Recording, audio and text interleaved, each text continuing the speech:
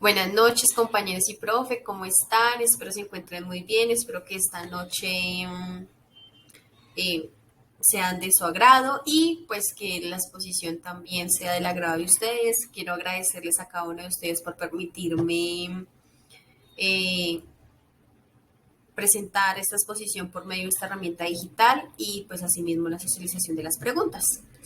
Sin más preámbulo, pues inicio mi capítulo 13, denomina Economía y Control de la Vida Escolar. Eh, Aquí el autor nos habla sobre dos posiciones.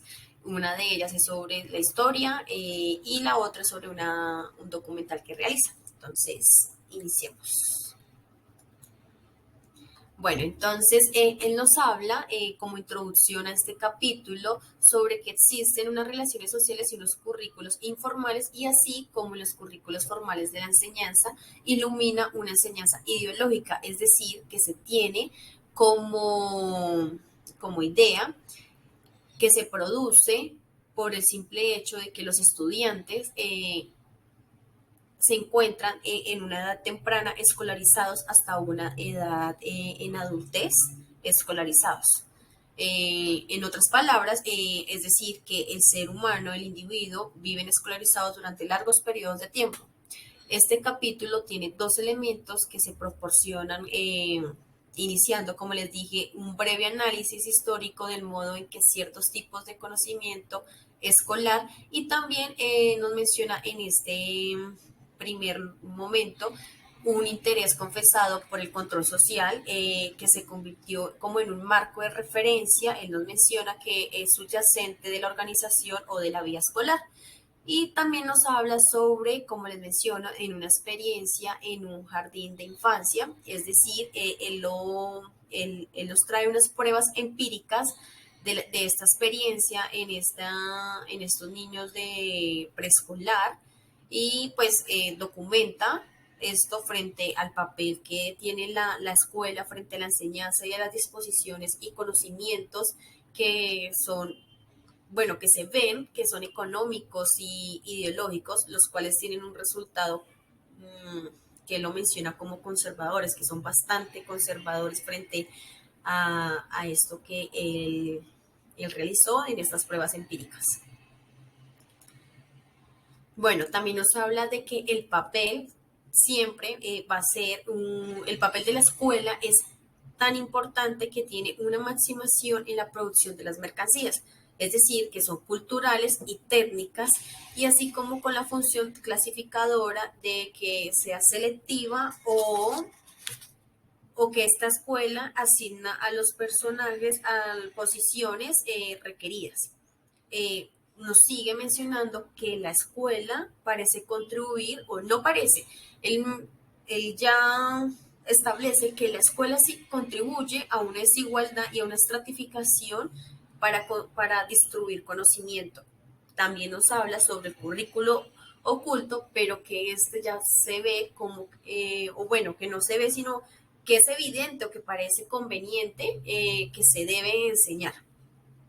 Asimismo, también nos habla sobre la ideología y especialmente de los grupos dominantes, es decir, que tienen un impacto directo en las escuelas en las siguientes áreas que él nos menciona que son de tal forma políticas, educativas y de las expectativas de metas y objetivos educativos. También nos menciona que esto refuerza actitudes y también, así como refuerza algunas actitudes, también trabaja los roles que se tienen a través de una cultura escolar o el currículo escondido que nos habla algunos autores como eh, se me fue la palabra, más adelante les cuento el autor que nos menciona sobre también este currículo oculto, aparte de Apple, que no lo hace en este libro.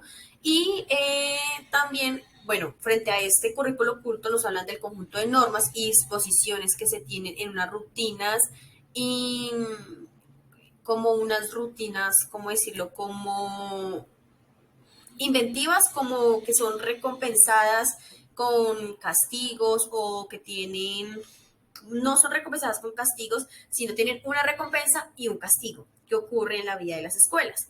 Eh, Esto nos habla el autor frente a lo que se va a desarrollar en este capítulo. También se hace algunas preguntas como esta que vemos en pantalla, que es: ¿qué normas y disposiciones económicamente enraizadas se enseñan realmente en estas instituciones de distribución y preservación cultural? ¿Qué son las escuelas? Se hace la pregunta a Apple y al transcurso del capítulo la va respondiendo. Una de tantas. Bueno, en este capítulo tiene diferentes apartados. Uno de ellos se denomina la enseñanza y el capital cultural. Y pues este autor trae a colación a algunas ideas que fueron argumentadas de algunos críticos humanistas de la escuela, pues que mencionaban que el consenso de la conducta pues eran objetivos y normas institucionales en un lugar de personas que se alineaban con respecto a un producto propio. Pero ellos mencionan algo, y es que afirmaban que la escuela era poco interesante o que era aburrida, pues porque simplemente los profesores o administradores y otros educadores no sabían realmente lo que estaban haciendo y que estaban enseñando. Pero asimismo el autor, Apple, también nos menciona que esta información es errada, esto que ellos están haciendo es errado, y pues que aparte de eso que es errada es ahistórica, pues ignora el hecho que la escuela es el primer lugar, y el primer lugar donde, no el primer lugar, sino como entre el primer y segundo lugar donde el individuo adquiere conocimiento, y fue pensada la escuela para partir una enseñanza y exactamente enseñar, que valga la redundancia, esas cosas que ellos consideraban como, digámoslo, como aburridas.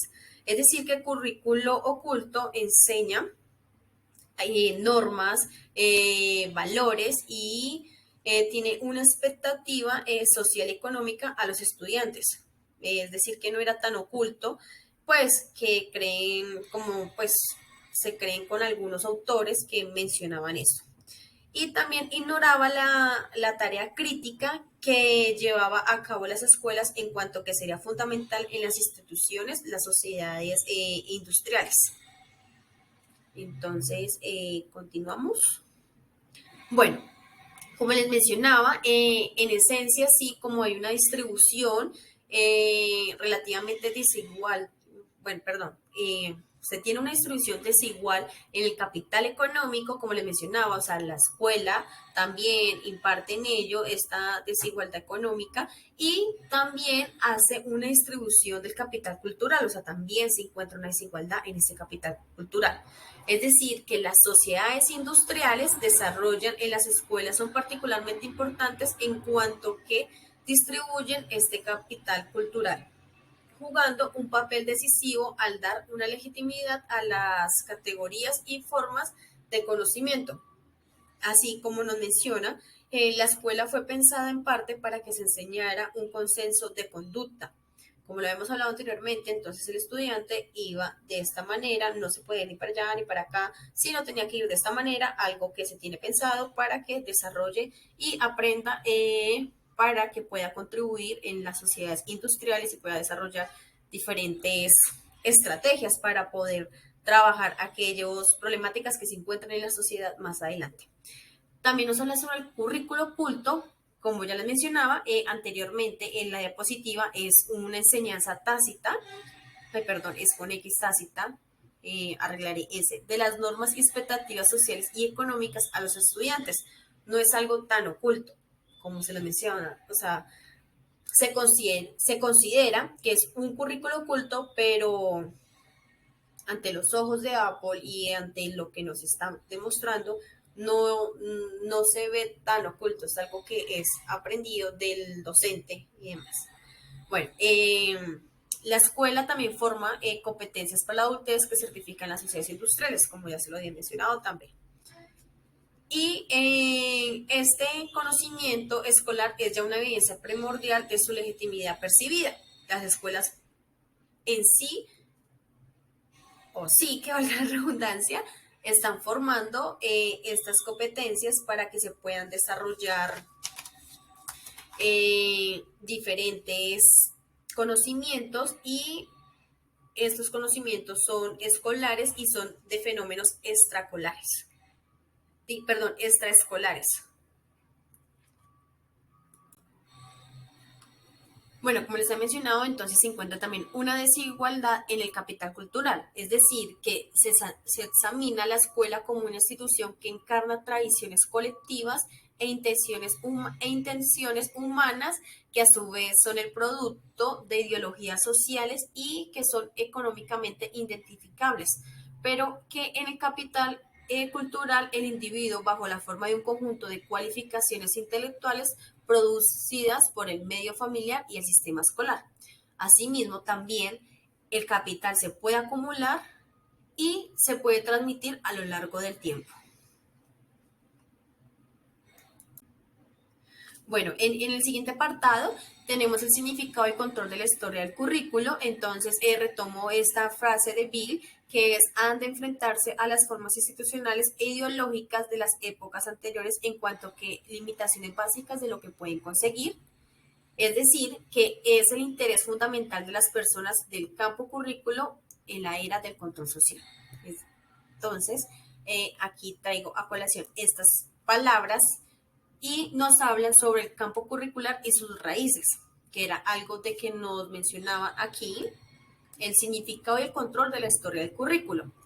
Entonces, el campo curricular y sus raíces es fundamental, tiene un interés fundamental, perdón, de las personas del campo del currículo en la era del control social. En parte, ese interés es comprensible y muchas de las figuras importantes que influyeron en el campo curricular se desarrollaron desde los privilegios sociales y también eh, tenían ese interés por la enseñanza para poder influir en el control social, en el trabajo y el juego, que es algo que más adelante les voy a mencionar, cómo se ve delimitado esta parte de trabajo y el juego en la vida del estudiante.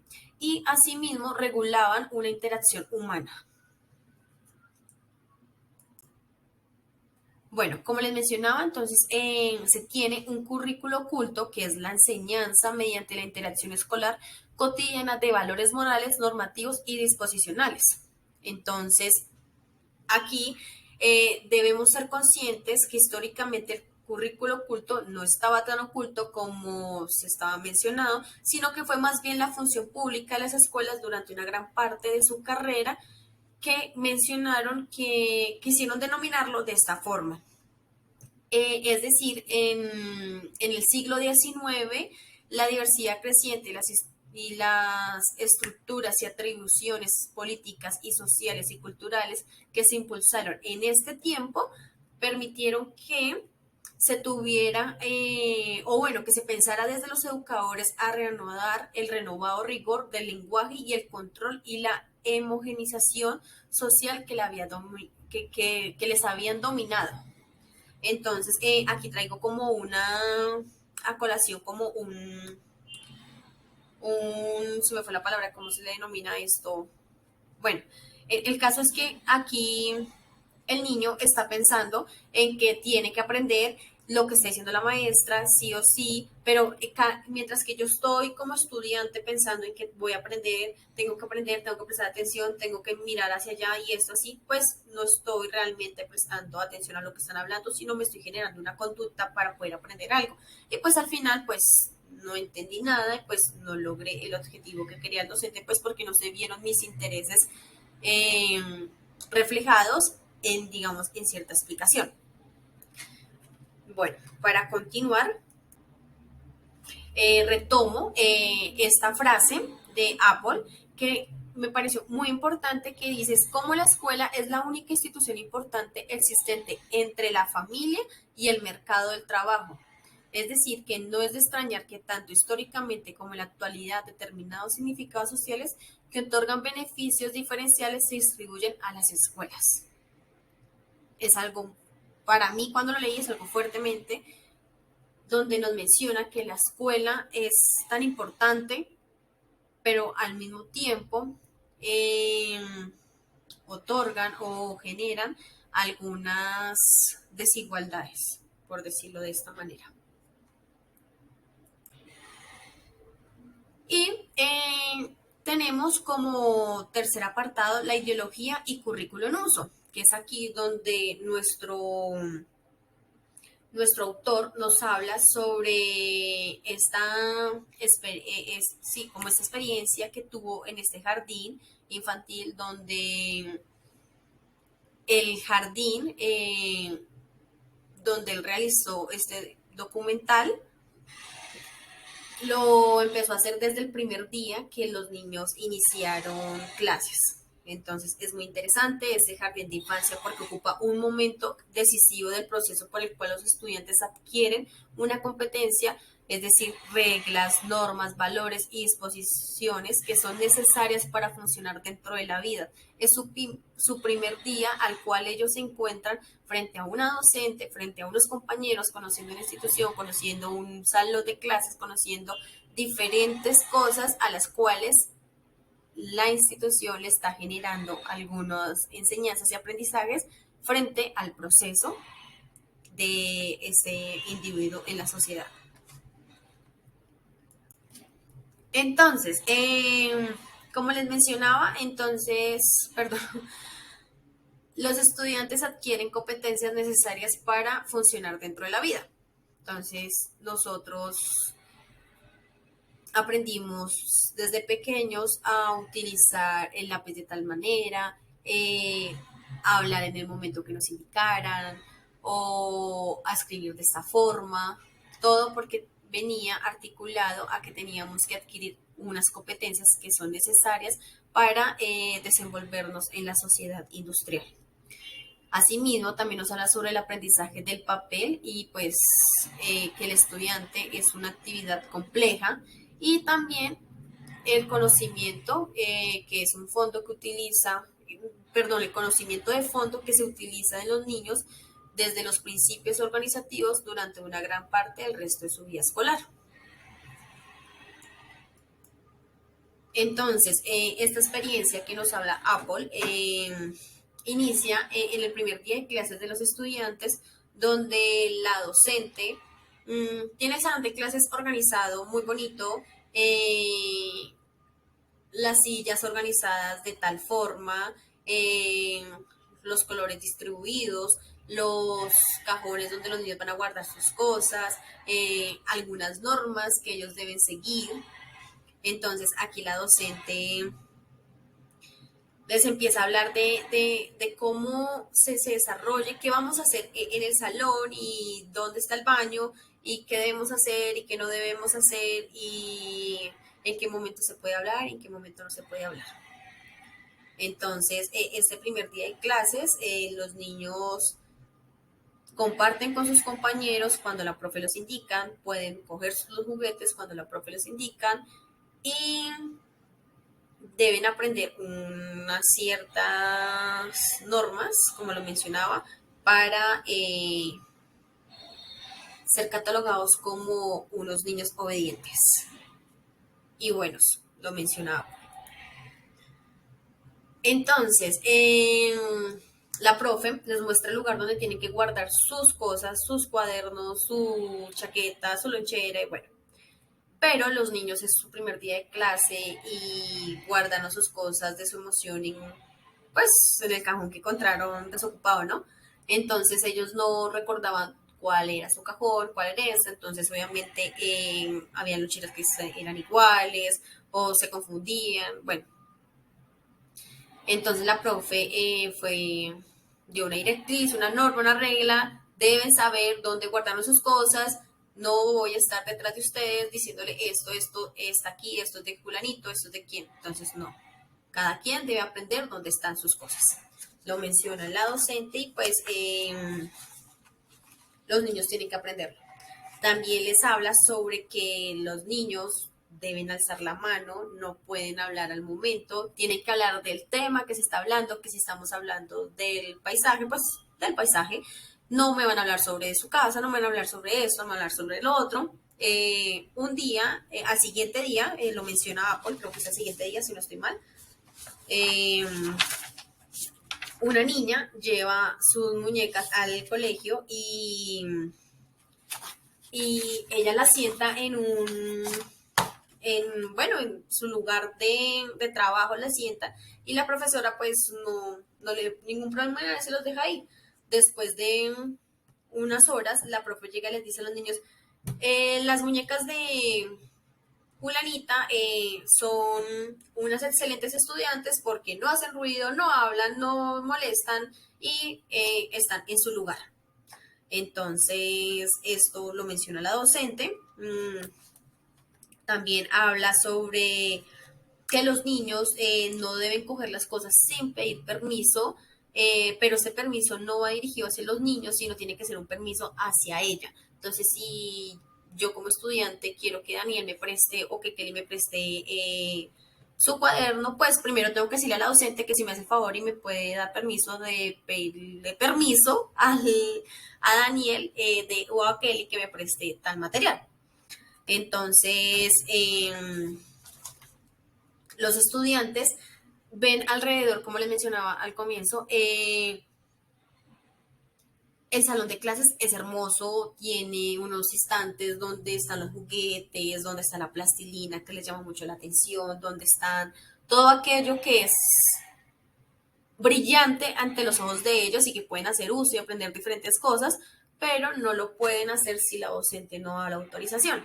Si la docente dice que deben estar sentados, pues estamos sentados. Si la docente dice que podemos usar las tablas, usamos las tablas y bueno, hacer caso en el momento. Entonces los estudiantes denominan esto como estar en el salón de clases, hacen clases de música, de canto y eso, y para ella no es importante que el niño sea afinado, que el niño se le vea unas notas o demás, sino que el niño haga caso y que en el momento que ella esté cantando, ellos también canten. Y que si están cantando pasitos, hazlo más rápido. Ah, no desayunaste, no almorzaste, bueno, en el contexto que se encuentre. Y ellos lo denominan como esto, como trabajo. Entonces, cuando estoy en el salón de clases, estoy trabajando porque tengo que trabajar en la tarea de matemáticas, en la tarea de español, en la tarea de esto y esto. Entonces, estoy trabajando. Pero en el momento que puedo salir al parque y puedo hacer uso de aquello que me es llamativo en el salón, lo llamo juego. Entonces, aquí es donde el autor nos denomina que aquí se está fragmentando lo que es la actividad escolar con el juego, cuando no debería ser, sino debería ser como algo integral.